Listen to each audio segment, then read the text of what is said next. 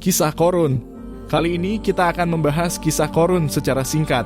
Qorun adalah seorang tokoh yang disebutkan dalam Al-Quran sebagai sosok yang sangat kaya raya dari kaum Bani Israel pada zaman Nabi Musa alaihissalam.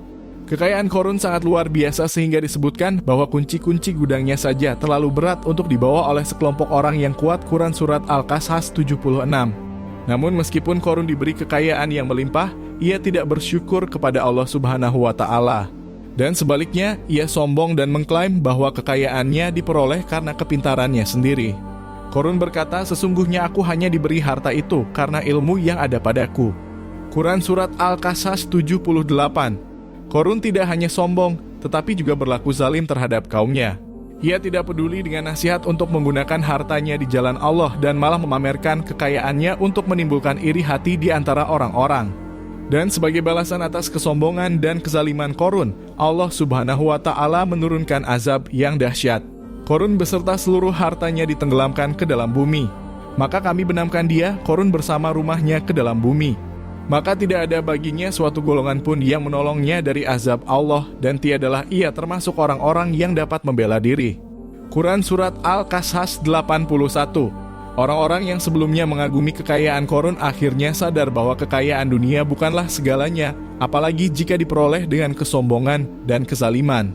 Mereka pun berkata, aduhai, benarlah kiranya Allah melapangkan rezeki bagi siapa yang Dia kehendaki di antara hamba-hambanya dan menyempitkannya. Sekiranya Allah tidak melimpahkan karunia-Nya kepada kita, pastilah Dia telah membenamkan kita pula. Aduhai, benarlah kiranya orang-orang kafir itu tidak beruntung. Quran Surat Al-Qasas 82. Hikmah yang kita ambil dari kisah Qorun. 1.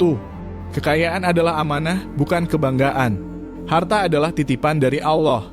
Kekayaan bukanlah hasil semata-mata dari kecerdasan atau usaha seseorang, melainkan karunia dari Allah.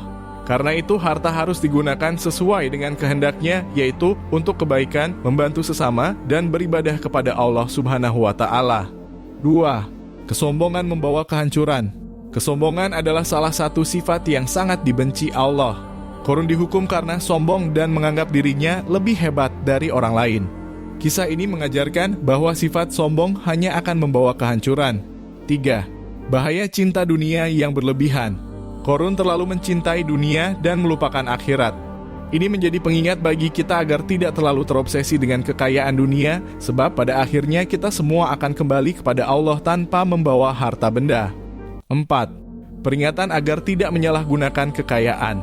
Kekayaan yang digunakan untuk kezaliman, pamer, atau menindas orang lain akan membawa azab. Sebaliknya, kekayaan yang digunakan untuk kebaikan akan menjadi berkah dan menjadi bekal di akhirat. 5. Allah berkuasa atas segala sesuatu. Kisah Qorun menunjukkan kekuasaan Allah yang mampu menenggelamkan seorang yang sangat kaya dalam sekejap. Tidak ada kekuatan yang mampu melawan kehendak Allah Subhanahu wa Ta'ala. Kisah Qorun mengajarkan kita untuk bersyukur, rendah hati, dan tidak terlalu mencintai dunia. Sebagai umat manusia, kita harus sadar bahwa segala yang kita miliki adalah milik Allah Subhanahu wa Ta'ala dan akan dimintai pertanggungjawaban kelak di akhirat. Semoga kita menjadi manusia yang selalu bersyukur atas nikmat yang diberikan Allah Subhanahu wa Ta'ala.